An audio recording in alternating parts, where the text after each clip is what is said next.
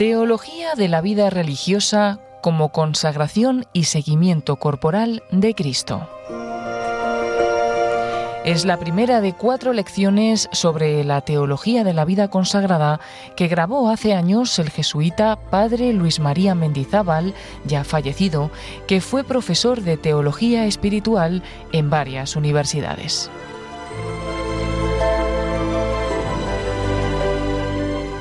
Al hablar de la vida religiosa, se puede enfocar este tema desde puntos de vista muy distintos. Puede uno insistir muy particularmente en la disciplina religiosa, en la observancia regular, pero es de capital importancia que nos fijemos siempre en lo que constituye el núcleo fundamental de esa vida religiosa. Quizás no es tarea fácil, y entonces tiende uno con más facilidad a recalcar otros aspectos que son más sencillos en la exposición y que, sin embargo, no llegan a satisfacer plenamente. Creo que la vida religiosa ha de ser considerada siguiendo la línea que traza el Concilio Vaticano II en su naturaleza íntima.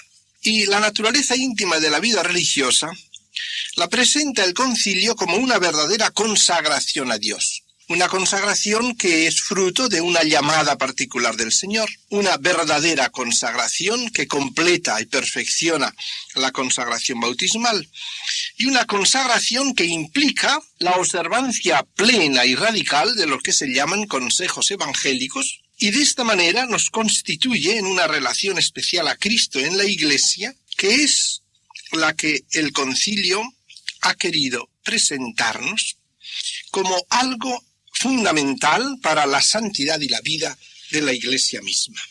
El Concilio, de hecho, ha denominado a la vida religiosa, sin ambajes, una verdadera consagración. El término era discutido, había no pocos teólogos, no pocos padres conciliares, que deseaban eliminar ese término de consagración porque juzgaban que había producido una cierta mitificación, como ellos decían, de la vida religiosa, que había creado como una casta aparte, que esto era en desdoro de la santidad laical, y por lo tanto creían que, dado el carácter de consagración propio del bautismo, todos los demás aspectos de la vida de la Iglesia debían considerarse simplemente como medios diversos para llegar a la santidad a la cual el bautismo nos había consagrado.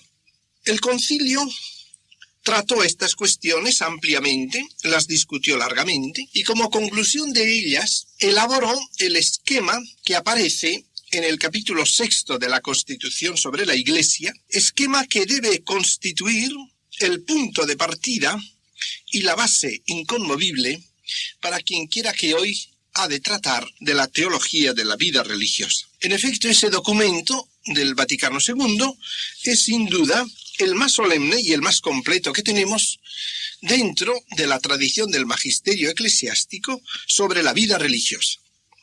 Y podemos incluso ver en ello la providencia del Señor, que precisamente en estos tiempos en que atraviesa una crisis profunda la institución de la vida religiosa, le ha querido dar una doctrina sólida y clara para superar esa crisis, si es que la misma institución religiosa tiene sinceros deseos de superarla. El concilio repetidas veces llama a la vida religiosa consagración. Los textos serían numerosos, pero particularmente aparece así en el número 44 y en el número 45 y 46 de la Constitución Lumen Gentium sobre la Iglesia. La cuestión se planteó explícitamente, dado que algunos deseaban eliminar del todo el término y otros les parecía que se insistía demasiado poco en él. Uno de los padres se asombra de que en el principio del esquema se hable simplemente de consejos evangélicos, siendo así, decía él, que la razón primordial del estado religioso es la consagración a Dios, especialmente sancionada por la Iglesia. El término consagración puede entenderse de una manera amplia y de una manera estricta. En sentido amplio, consagración significa dedicación, y así hablamos de consagrarse al arte, consagrarse a la educación, consagrarse a la ciencia, y en un término estricto significa, en cambio, el ser consagrado por Dios, hacer una persona y una cosa sacra.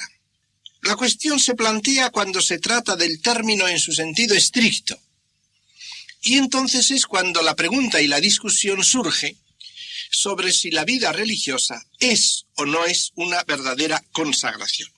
Los argumentos por los cuales algunos teólogos se oponían a esta expresión coinciden en parte, quizás sin ellos mismos haberlo sabido, con los que presentaba ya en su tiempo Lutero, el cual, apoyándose en que la verdadera consagración es la consagración bautismal, deseaba y luchaba porque desapareciese la designación de la vida religiosa como consagración. En efecto, todos los demás oficios, los demás estados, no deben denominarse, según él, con el nombre de consagración que toca al bautismo. Esto lo enseñó Lutero, y en alguna ocasión llegó a decir que este era uno de los puntos que consideraba fundamental en su ataque a la Iglesia Católica Romana, exaltando, por otra parte, la consagración de todos los fieles, como también lucharía contra el sacerdocio ministerial, apoyándose en que el verdadero sacerdocio es el sacerdocio conferido a todos los fieles por el bautismo.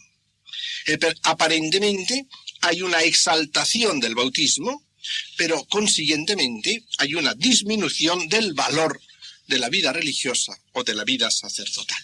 Al plantear estas cuestiones Lutero, los teólogos católicos lo discutieron ampliamente en aquella época. Conservamos en los diversos tratados de controversias con los reformadores la exposición de este tema y la respuesta católica a este planteamiento.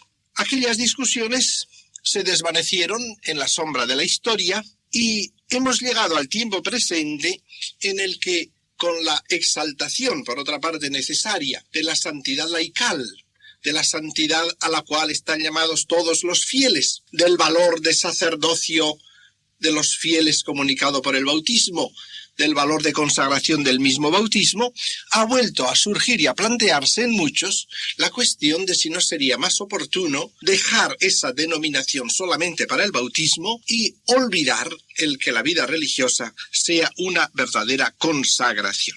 Con todo, el Concilio Vaticano II la llama consagración, después de amplias discusiones, y considera como algo importante, diciendo explícitamente que el fiel, por los votos u otros vínculos análogos, es consagrado, en forma así pasiva, explícitamente buscada, presuponiendo el término es consagrado por Dios. De hecho, uno de los padres había querido que se eliminara la palabra consagración incluso en su sentido más amplio, porque de esta manera se quitaba toda ocasión de que aún se siguiera utilizando el término de consagración en la vida religiosa. Y como argumento para que desapareciera el término que ya existía, aunque en esa forma más amplia, puesto que se encontraba en forma reflexiva, el fiel se decía, se consagra por los votos a Dios. Esta fórmula, evidentemente, admite un sentido muy lato, puesto que, estrictamente hablando, ese se consagra ha de entenderse en un sentido de se entrega o se dedica. Uno de los padres, pues, al encontrarse con esta fórmula, creyó que sería más oportuno eliminar la palabra, aun en su sentido lato, y objetó que el término así utilizado no era tan exacto. Decía aquel padre que Dios solo consagra y que nadie puede consagrarse a sí mismo. Evidentemente hablaba en un sentido estricto de la palabra consagración. Y consiguientemente, como el término que se empleaba ahí, en esa forma reflexiva, significaba un sentido lato, creía él más oportuno que se suprimiera la palabra y se pusiera en vez de ella, se entrega o se dedica o algo semejante. La Comisión Teológica estudió la propuesta de este padre y por su relator respondió proponiéndolo a la asamblea que la objeción del padre parecía justa, pero que advirtieran que en el nuevo texto se había cambiado pasándolo de la forma reflexiva, el fiel se consagra, a la forma pasiva. El fiel es consagrado, a saber, por Dios. De esta manera no cabe duda de que el concilio ha pretendido hablar de una consagración en sentido estricto, de una consagración que, como el mismo concilio enseña, se realiza a través de la acción litúrgica de la Iglesia. Y este aspecto de consagración a través de la acción litúrgica es desarrollado en el concilio ampliamente. E incluso se habla de la relación entre esta consagración religiosa y la consagración bautismal. Por lo tanto, tenemos un punto de partida claro para nosotros. La vida religiosa es una verdadera consagración. La profesión religiosa es una acción litúrgica. Ya lo había dicho así el primer documento escrito en el concilio, que es la Constitución sobre la liturgia. Allí, entre los sacramentales de la Iglesia, aparece la profesión religiosa. El contenido, pues, del acto litúrgico no es que es simplemente una acción del fiel, el cual reza una oración, el cual hace una entrega de sí mismo, sino que es un acto de Cristo a través de la Iglesia. Esto es muy importante para entender el sentido de la profesión. Un acto en el que el fiel se entrega al Señor y el Señor le sella, le consagra. Por eso, después del concilio, el ritual ha recalcado el valor sacramental. Sacramental no en el sentido de sacramento, sino en el sentido de uno de los sacramentales de la Iglesia, de la profesión perpetua, de la profesión definitiva. Ha querido la Iglesia quitar importancia litúrgica a los primeros votos temporales y en cambio acentuar el valor litúrgico de la profesión definitiva. Vamos a explicar primero nosotros de dónde venía la dificultad de admitir una verdadera consagración desde un punto de vista teológico. La dificultad se presentaba diciendo que si el fiel estaba ya consagrado a Dios por el bautismo, una consagración ya hecha no admite la posibilidad de una nueva consagración. Por lo tanto, si el bautismo era verdadera consagración, la vida religiosa no podía llamarse ya una nueva consagración. Se referían a la teoría de Santo Tomás, el cual insiste en que una consagración ya no puede ser objeto de nueva consagración. Esto es cierto en la teología católica, es cierto, pero habría que añadir, no es capaz quien ha sido consagrado de una nueva consagración del mismo carácter que la primera, de la misma profundidad, pero no se demuestra de ninguna manera que no sea capaz de una consagración más profunda, de una consagración más íntima a Dios por nuevo título. Otra cuestión es si esta consagración debe llamarse nueva consagración, porque no lo es simplemente nueva como si viniera de otra fuente, como si viniera por otro canal distinto del de la consagración religiosa. Realmente así no puede ser nueva. Tiene que asentarse en la primera, tiene que relacionarse con ella, tiene que ser de alguna manera profundización de la primera. Y en este sentido no es del todo nueva, pero sí que es verdadera consagración más profunda, más íntima. Vamos a tratar de esta cuestión. Ante todo, para comprender bien esta posibilidad de esa nueva consagración, conviene detenerse un poco en el sentido de lo que es una consagración. Y una consagración, hablamos de ella evidentemente en el sentido estricto de la palabra. Consagrar es hacer sacro. Consagrar es introducir en la atmósfera de la sacralidad. En la revelación cristiana aparece muy claro el contraste entre Dios y la creación, Dios y criatura, Dios y la atmósfera divina, la criatura y su atmósfera creatural. Entre Dios y criatura hay un abismo que la revelación recalca y marca continuamente, superando toda la mentalidad pagana que sacralizaba lo creado. Y podemos hablar de los dioses, de los ríos y de los bosques como una especie de fusión de la divinidad con la creación en sus caracteres de belleza, de majestad, de oscuridad, de tenebrosidad. El cristianismo indica claramente que el creador tiene su esfera, la criatura tiene su esfera. Y no hay posibilidad de paso de la criatura al creador. Una vez indicada esta separación abismal, la revelación nos hace entender la unión de estos dos elementos.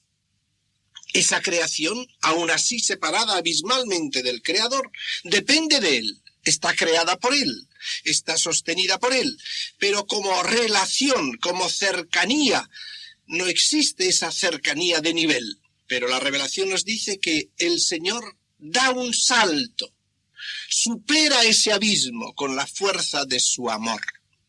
Y entonces la vida de gracia es la superación del abismo, creador, por el amor del creador que echa sus brazos a la criatura. Existe pues la posibilidad de que el Señor tome a su criatura y la introduzca en su esfera divina. Este paso de tomar a la criatura e introducirla en la esfera divina es lo que se llama hacer sacra una realidad. Es consagrar, hacer sacro, introducir en la esfera divina. Esto lo hace Dios en una dignación para nosotros incomprensible de condescendencia de amor.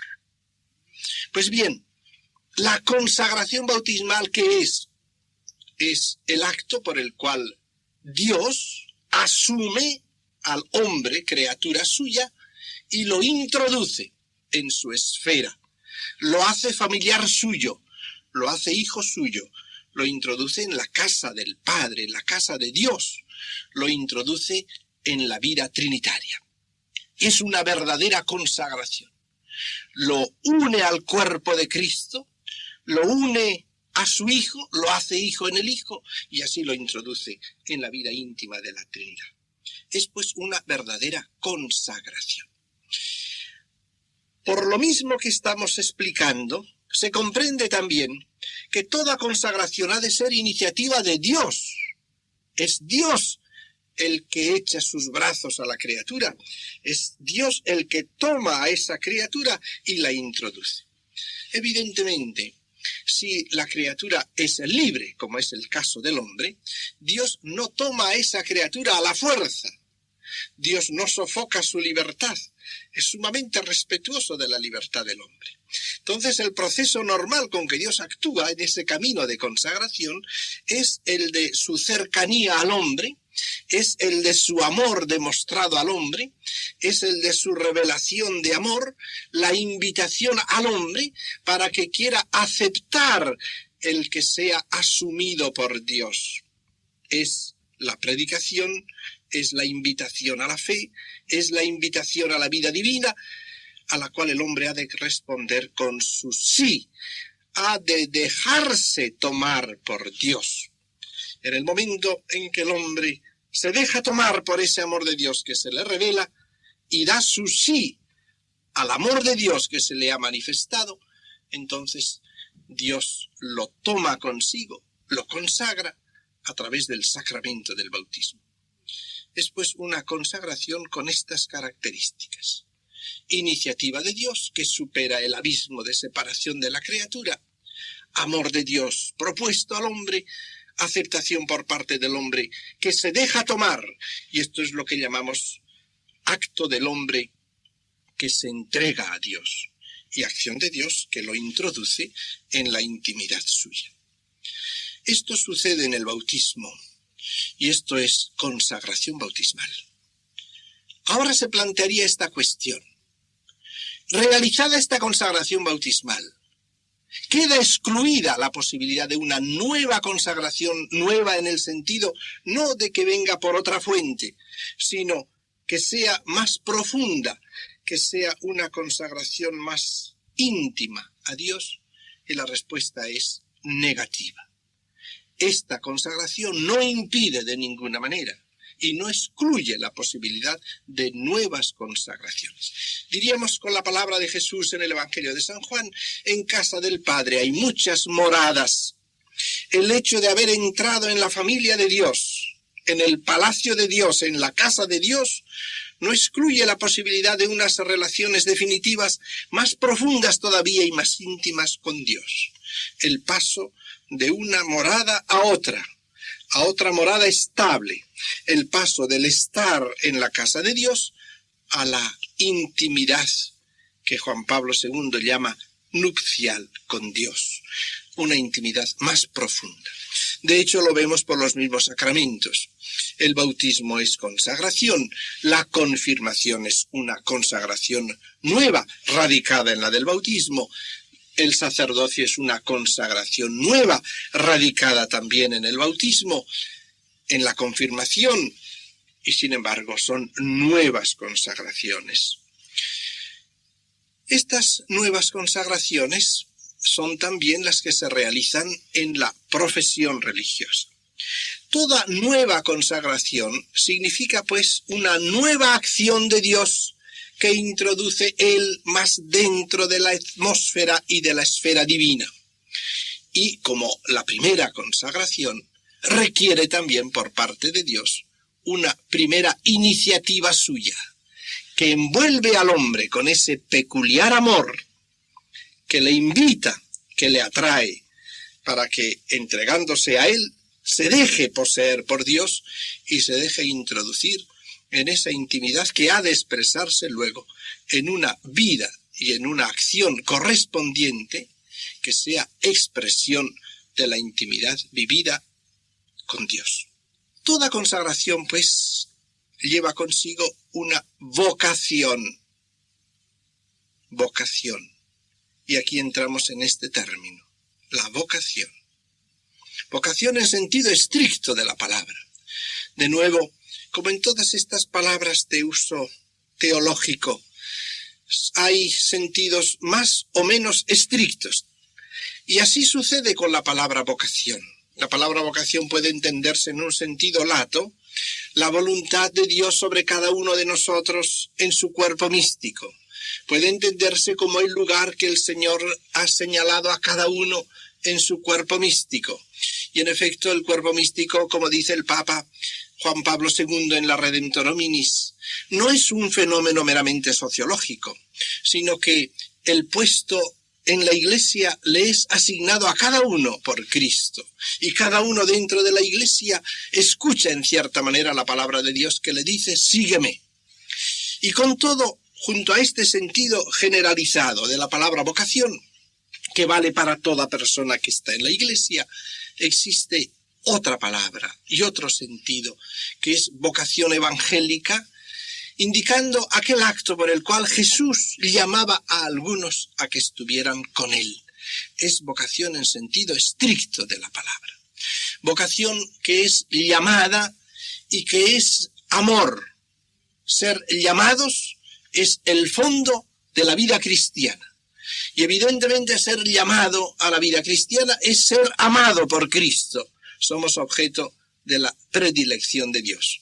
Y dentro de la misma vida cristiana, ser llamado a la intimidad de la vida religiosa es ser amado de nuevo, con un amor de predilección que hay que reconocer como tal, que no significa desprecio de nada ni de nadie, que no significa gloria de cada uno de nosotros, sino que significa simplemente dignación incomprensible y misteriosa de Dios, que quiere a esta persona en un grado de intimidad, que le va a imponer unas exigencias que sólo la fuerza de la gracia le va a hacer cumplir.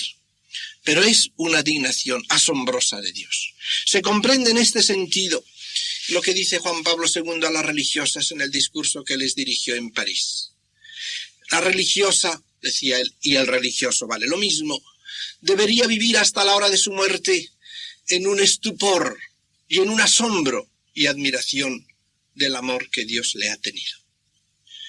Porque la vida de cada religioso, de cada religiosa, debe ser como una reedición original del Cantar de los Cantares. Es pues esta consagración, es esta llamada de amor. El fenómeno pues completo de lo que es esa vida religiosa lo tendríamos que expresar de esta manera. La iniciativa parte de Dios, que en un designio eterno de amor incomprensible se ha fijado sobre cada uno de los religiosos, de las religiosas, le ha envuelto con su amor, le ha hecho captar la presencia de ese amor e iniciar con ello un camino de purificación y de maduración que, alejando de sí todo cuanto pudiera ensombrecer ese amor, le ha ido orientándose cada vez más hacia la intimidad del Señor, hasta llegar a un momento de maduración en el cual, de su parte, da su sí definitivo y se entrega, y a esa entrega de parte del hombre corresponde la acción litúrgica de Cristo en la Iglesia, que le asume y le sella con una nueva, verdadera consagración. Porque escuché, Señor, tu voz que me llamaba, porque en el mundo yo no era tan feliz. Busqué un camino donde dedicar mi vida a tu servicio plenamente, mi Señor. Te dije sí como María, hágase en mí tu voluntad. Pongo mi vida en tus manos, obra tú en mí. Y me consagraste a ti, Señor, en la vida religiosa. Y me consagraste a ti, Señor, en la vida religiosa. Vida de amor y de hermandad, vida de entrega, compromiso y de misión, vida de paz y de oración, vida de sencillez, servicio y comunión.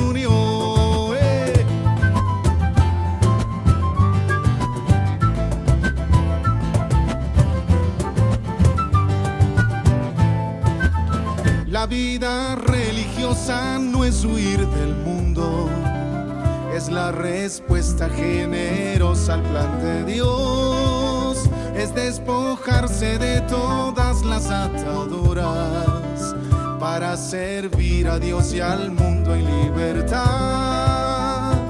Es ser discípulos de Cristo para ir a los confines de la tierra anunciando el amor.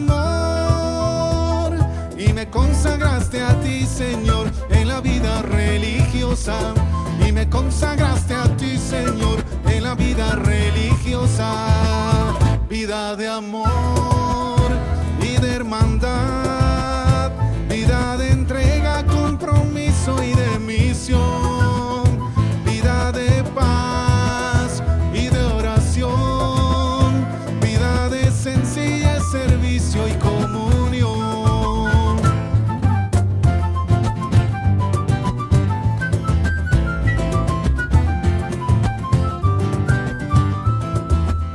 Es el Espíritu de Dios el que ilumina la vida religiosa en su diversidad, tratando cada día de imitar a Cristo. Es un preludio de la vida celestial. en monasterios y conventos. La misión es unida con la iglesia, anunciar la salvación. Y me consagraste a ti, Señor, en la vida religiosa. Y me consagraste a ti, Señor, en la vida religiosa.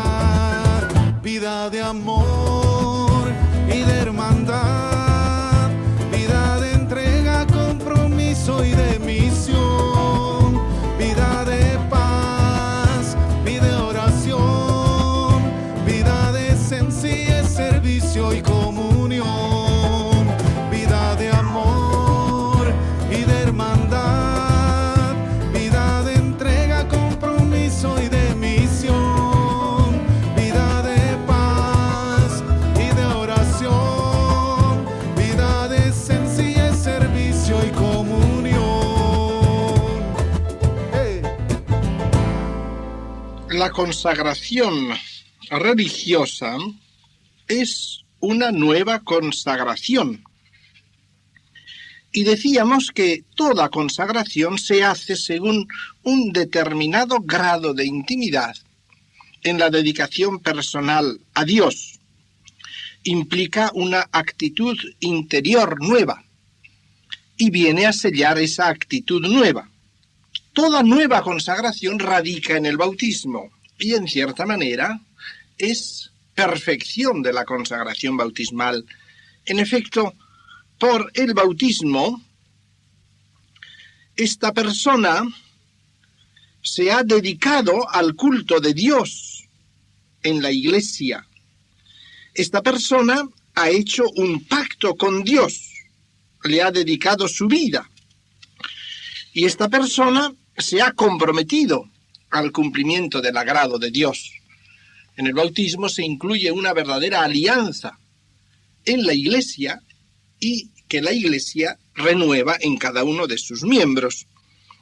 Ahora bien, siendo fiel a esa alianza, siendo fiel a ese culto que da a Dios, llega un momento en que el Señor, interviniendo de nuevo, invitándole de nuevo, le introduce más adentro o le invita a introducirse más adentro.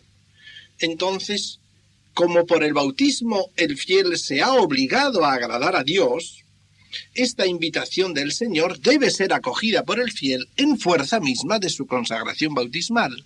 Y si no acepta esa invitación del Señor, no es fiel plenamente a su consagración bautismal. Por eso podemos decir que el religioso invitado por Dios, en el fondo no hace más que cumplir su consagración bautismal. No ha hecho más que ser fiel a aquella primera alianza establecida con Dios en su consagración bautismal. Solo que esa intervención de Dios, que significa una iniciativa suya de predilección, ahora al presentársele, le induce a acoger esa llamada a más profunda unión con Él, a más profunda intimidad con Él, por ese nuevo título, por esa nueva llamada del Señor. Esta consagración, como toda consagración, decíamos, es posible. Y es posible porque siempre hay lugar a una más íntima unión estable personal con Dios. Y digo estable porque no se trata solo de un momento de gracia, sino que se trata de una llamada a esa estable unión con Dios propia de la vida religiosa. Y aquí es donde surgiría la pregunta, ¿por qué la vida religiosa implica una unión personal estable, más íntima con Dios? ¿Por qué? Eso no es una cuestión arbitraria. No es que yo quiero consagrar a una persona con nuevo título y la consagro sin más. No, la consagración por parte de Dios para hacerse razonablemente, y Dios siempre es razonable, supone una llamada y una aceptación de una actitud personal plena, capaz de una consagración por parte de Dios. No es, pues, la simple renovación de la actitud bautismal, sino supone una actitud personal más profunda, más plena, y ahí es donde podemos plantearnos esta cuestión. cuál es la actitud personal a la cual el Señor invita al fiel, a la cual el fiel llega al menos fundamentalmente en el momento de dar su sí, y que consiguientemente ofrece el fundamento, el sujeto, para que en él se realice la consagración activa por parte de Dios. El fundamento de esta consagración no es la simple práctica de unos consejos evangélicos. El tema de los consejos evangélicos ha sido muy traído y llevado en estos últimos tiempos, sobre todo en conexión con la doctrina conciliar de la llamada universal de todos los fieles a la santidad. El concilio, de una manera categórica, recalca y proclama que todos los fieles están llamados y aún obligados a la santidad, sea cual sea su estado y sus circunstancias de vida. Esta doctrina ha sido muy importante para sacudir la pereza del hombre cristiano. Lo que quiere decir el concilio con esta declaración es que nadie puede contentarse con decir: como yo no soy religioso, yo me contento con no pecar. Como yo soy una persona casada, a mí me basta con cumplir los mandamientos que me obliguen a pecado. Todo fiel está llamado y aún obligado a hacer todo el bien del cual es capaz. Y está llamado y aún obligado. Evidentemente no hablo de una obligación bajo pecado, porque entonces volveríamos a incidir en que nos obliga solo lo que es pecado. Hablo de una obligación de caridad. Hablo de que todo cristiano tiene que procurar hacer las cosas de perfección a las cuales el Señor le invita. Naturalmente, siendo esto verdad como lo es, de que todo cristiano debe sentirse impulsado y aún obligado a la santidad y a la perfección, esta perfección la ha de realizar también en la materia correspondiente a lo que llamamos los 3 consejos evangélicos, es decir, al uso de los bienes, a la castidad y a la sumisión u obediencia. Quiere decir que ningún fiel puede contentarse con decir: yo en el uso de los bienes, con no pecar tengo bastante, sino que tengo yo que pensar que debo usar de los bienes con un sentido de perfección cristiana. Por lo tanto, requiere una moderación en el uso de los bienes, un guiarse por el espíritu de las bienaventuranzas, y todo esto es perfección en el campo del uso de los bienes. Ahora bien, si a lo que es perfección en el campo del uso de los bienes temporales llamo yo pobreza, es normal que todo cristiano deba observar la pobreza. Lo mismo podemos decir de la castidad. Sea cual sea el estado de cualquier cristiano, no puede contentarse en materia de castidad con no pecar, sino que evidentemente tendrá por impulso de la gracia un inmenso campo de ejercicio de la perfección en materia de castidad.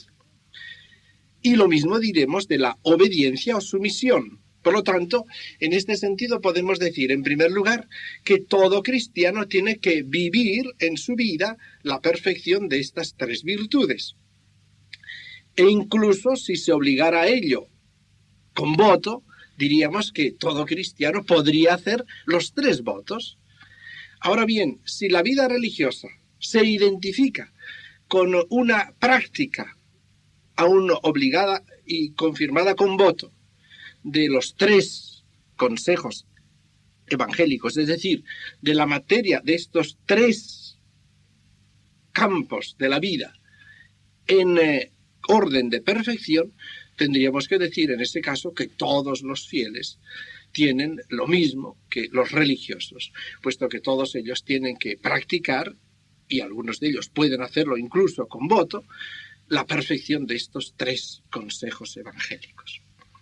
Un planteamiento así sería defraudante, porque tendría la apariencia de una agudeza de presentación y llevaría a una comprensión falaz de lo que es la misma vida religiosa. Por eso es fatal el presentar la vida religiosa simplemente como observancia de 3 consejos evangélicos y sobre todo cuando, tomando desde este punto de vista la naturaleza de la vida religiosa, luego se gradúa la práctica de esos 3 consejos evangélicos según la conveniencia de cada uno. Y así un instituto con que tenga alguna práctica de la pobreza, alguna práctica de la castidad y alguna práctica de la obediencia, tendríamos que, por eso mismo, sería ya fundamentalmente fiel a lo que es el sentido de la vida religiosa. Todo esto tiene algo que no coincide con el sentido de la Iglesia. Quizás nos resulte a veces difícil el explicar dónde está el punto, pero sí que podemos decir que algo se presenta en un tal discurso que no corresponde a la vivencia de la tradición de la vida religiosa. Creo que la solución la ha presentado bien el Concilio al decirnos claramente que hay una diferencia esencial entre la simple guarda de 3 consejos evangélicos, de los 3 llamados consejos evangélicos, y la manera como se observan en la vida religiosa, en la cual, con votos u otros vínculos análogos, perpetuos, duraderos, estables, el fiel se entrega totalmente a Dios sumamente amado en una institución sancionada por la Iglesia. Creo que aquí está el punto clave. Los consejos evangélicos, tal como se viven en la vida religiosa, no se pueden reducir a una simple práctica de esas virtudes, llamémosla con este nombre, más allá de lo obligatorio, sino que implican una entrega total de sí mismo a Dios con una práctica radical de esos que se llaman 3 consejos evangélicos y que no son una simple moderación en la práctica de esas virtudes. Vamos a tratar de explicar esto de manera que, con la gracia de Dios, lleguemos a una cierta comprensión del tema de la naturaleza de la vida religiosa. Si nos fijamos en el Evangelio, veremos que el Señor nunca invitó a nadie simplemente a una práctica de ciertas virtudes o de cierto grado de virtudes como invitación a la perfección. Quiero decir que Jesucristo nunca dijo a alguien: mira, si quieres ser perfecto, simplemente modera el uso de los bienes. O no le dijo nunca: si quieres ser perfecto, quédate en pobreza y vive aislado en una pobreza que tú mismo te crees y construyas. Ni dijo tampoco: si quieres ser perfecto, vive en continencia donde estés. Ni dijo tampoco: si quieres ser perfecto, sométete en obediencia a alguien que tú escojas. Esto no lo hizo nunca el Señor, porque no es ese el sentido de los consejos evangélicos. El sentido de los consejos evangélicos está integrado esencialmente en un seguimiento corporal de Cristo. A lo que el Señor invita en el Evangelio a los seguidores más próximos, a los apóstoles, que luego serán sus vicarios en la tierra, pero mientras están en su discipulado, a lo que el Señor les invita es a seguirle a Él corporalmente, a Él en su humanidad, y ellos también siguiéndole, con su cercanía corporal a Él. Ahora bien, seguirle a Él corporalmente implica necesariamente dejar todo lo que tienen, no una cierta práctica de desprendimiento en un grado que a ellos les parezca razonable, sino dejarlo todo, no tener ya ninguna defensa en la propiedad de sus bienes, entregarse a Él en amor, en un amor virginal, en un amor total, poniendo en Él lo indivisible de su corazón, y poner su persona a disposición de esa voluntad de Cristo manifestada en su propia humanidad. De tal manera que Él les enviará a predicar, Él les invitará a hacer una cosa u otra, Él les invitará a acompañarle según sus caminatas peregrinantes a través de Galilea. Pues bien, este es el seguimiento corporal de Cristo. Esta llamada por la cual el Señor dice, ven conmigo, implica siempre un amor de predilección. No me habéis elegido vosotros a mí, yo os he elegido a vosotros.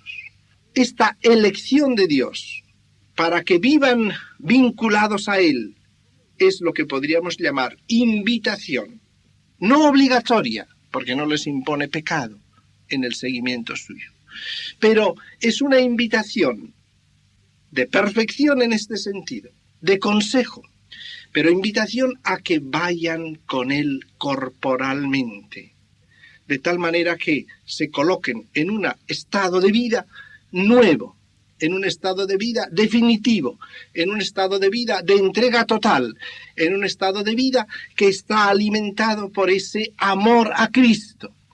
Y esto es lo que el concilio, al definir la vida religiosa, presenta con esta fórmula que juzgo maravillosa y que es la que debería estar escrita en la puerta del aposento de cada religioso y de cada religiosa, y debería llevarlo escrito sobre su corazón.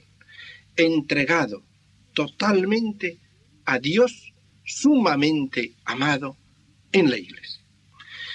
Y digo entregado totalmente, y vamos a reflexionar en esa palabra del concilio, escrita con plena conciencia, satisfaciendo a los deseos de muchos padres que largamente habían expuesto la necesidad de que el concilio proclamara el valor de consagración a Dios, exclusiva, total, propio de la vida religiosa. Dice pues el concilio que el fiel es entregado, se entrega, se da, y es el significado de darse como en esclavitud. Mancipari es la palabra latina, es darse en esclavitud, entregarse por amor evidentemente, pero es perder su libertad, es entregarse, y entregarse totalmente, y totalmente quiere decir la persona entera, y definitivamente, irreversiblemente, porque en un ser espiritual como es el hombre, lo que no es definitivo no es entero, porque se reservaría entonces, se daría por un tiempo. Eso se llama prestarse, pero no darse. El que se da ya no se posee, ya no puede volverse a tomar a sí mismo. Por lo tanto, el fiel en esta vida religiosa se entrega totalmente y se entrega a Dios. Podemos decir a Dios en Cristo, al Dios cercano que nos llama a Cristo, Dios y hombre verdadero, vivo, a ese Cristo sumamente amado, es la palabra que pone el concilio, y como expresamente decía la Comisión Teológica al presentar este texto, se decía con esta frase se satisface al deseo de muchos padres que querían que se expresase el amor exclusivo y total propio de la vida religiosa. Sumamente amado no significa simplemente lo que manda el primer mandamiento de la ley de Dios, amar a Dios sobre todas las cosas. No quiere decir, pues, entrega total a Dios amado sobre todas las cosas, lo cual vale para todo cristiano, y no solo para todo cristiano, sino para todo hombre, puesto que es del mandamiento del Antiguo Testamento, sino que dice ese sumamente amado, quiere decir amado con apasionamiento, amado con amor de enamoramiento. Quiere decir esa presencia de ese amor de Dios, que precisamente porque se ha hecho presente en el hombre, lo induce en fuerza de ese amor vivo, de ese amor apasionado y ardiente, a darse a sí mismo, como es propio del amor apasionado matrimonial, la entrega de la persona entera en ese amor a aquella persona a la que se ama. Pues aquí es Dios el amado, es Cristo el amado apasionadamente. Y en fuerza de ese apasionamiento se entrega totalmente a ese Cristo. Y a ese Cristo no como en hilo directo, no a ese Cristo resucitado glorioso que está en el seno del Padre y al cual quizás otros me ayudan a conocer y luego me uno a Él sin más, sino a ese Cristo en la Iglesia, en el misterio de la Iglesia. Si Cristo hoy caminara sobre la tierra, como caminaba en los tiempos en que los apóstoles convivían con Él, y pasando junto a tu casa te hubiera dicho, ven conmigo, ¿quieres venir conmigo? Entonces ese seguimiento de Cristo llevaría para ti claramente la exigencia de dejarlo todo. Vende todo lo que tienes, dalo a los pobres, ven y sígueme. Y tendrías que dejar tus negocios y tendrías que dejar tus aficiones, si querías seguirle. Y seguirle querría decir unirte a Él en amor. Y seguirle querría decir que tu persona estaría para siempre a su disposición, para que Él hiciera de ti lo que quisiera, y te enviara donde quisiera, y te ocupara como quisiera. Pues bien, si hoy Jesús caminara así, todo sería claro. La vida religiosa sería ese seguimiento corporal de Cristo, y sería muy sencillo de entender. Pero hoy Cristo no camina así, es verdad que está en la Eucaristía, pero no camina así sobre la tierra. Y entonces podría quizás decir alguno, eso ya no se cumple, eso fue en el tiempo en que Él caminaba sobre la tierra. Y sin embargo tendríamos que decirle que Cristo hoy camina así sobre la tierra, en su cuerpo que es la Iglesia.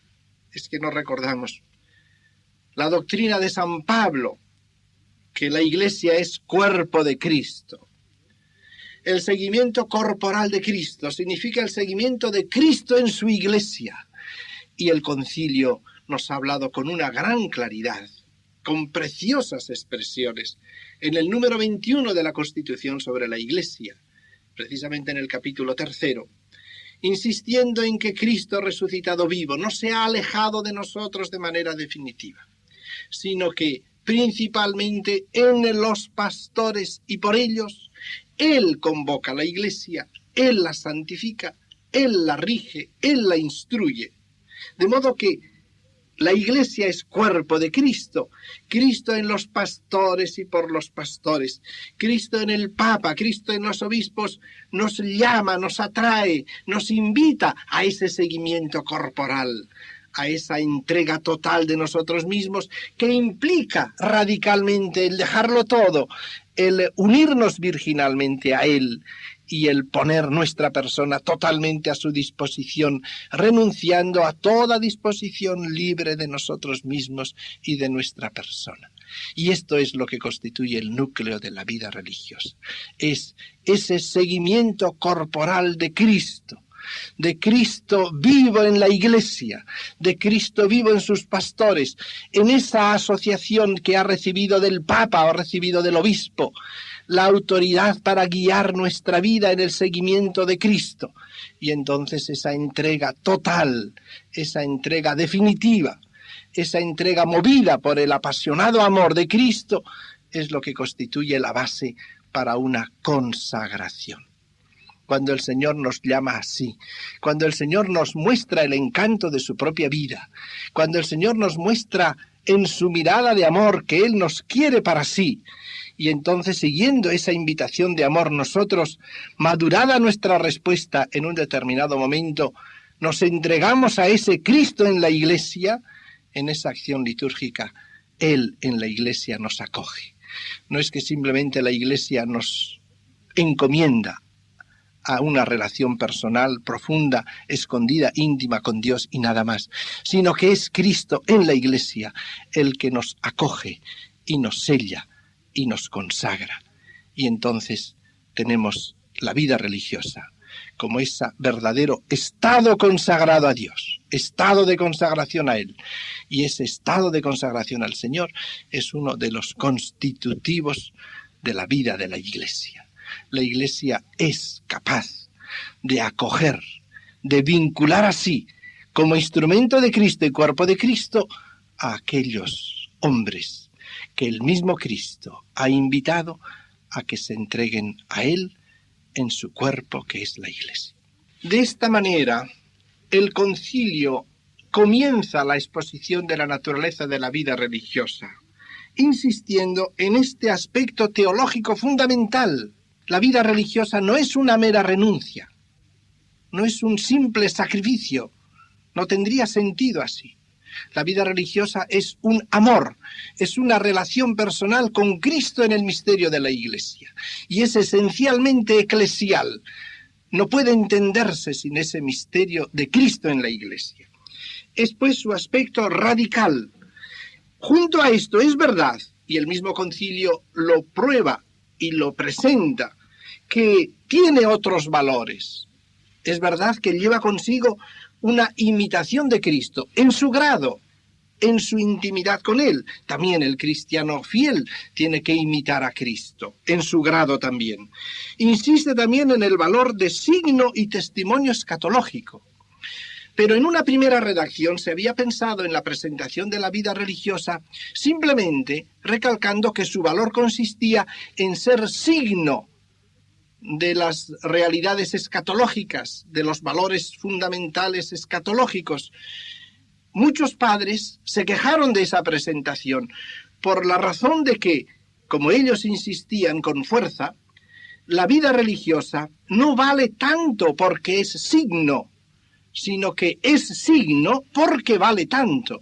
Y entonces recalcaban la necesidad de subrayar este valor teológico interno de la vida religiosa.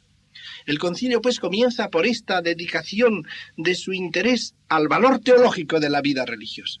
Y una vez expresado ese valor teológico, entonces indica que viviendo la vida en esta profundidad, según esta llamada, esta vida, vivida exteriormente como la tenemos que vivir en este mundo, estando como estamos en nuestra vida mortal, no puede menos de ser signo y de llamar la atención, dado el valor que tiene una tal vivencia de la importancia que tiene Cristo en la vida actual de la Iglesia y de la importancia de los valores escatológicos hacia los cuales debe tender siempre el fiel su mirada.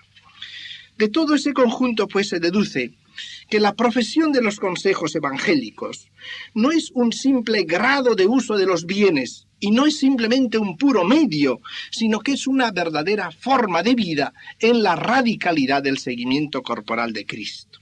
Si digo, pues, que esta manera de tratar con Dios es un signo, es porque esa manera especial de tratar con Dios es visible y da testimonio de la presencia de Cristo cerca de nosotros. Es decir, Cristo está tan cerca de nosotros que es capaz de polarizar una existencia humana, que es capaz de ser amado con amor exclusivo y total, que es capaz de dar sentido a una existencia. Y entonces, evidentemente, esta persona se convierte en signo de la presencia de Cristo en medio de los demás.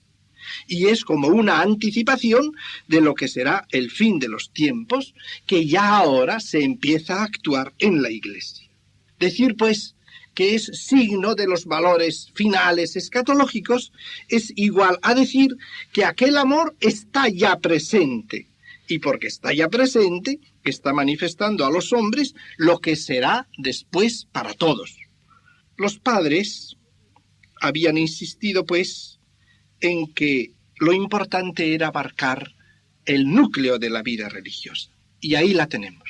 La vida religiosa es una verdadera consagración, más íntima, por título especial, que completa la del bautismo, que no se identifica simplemente con él, que no es una pura renovación de la consagración bautismal, pero no tendría sentido sin el bautismo.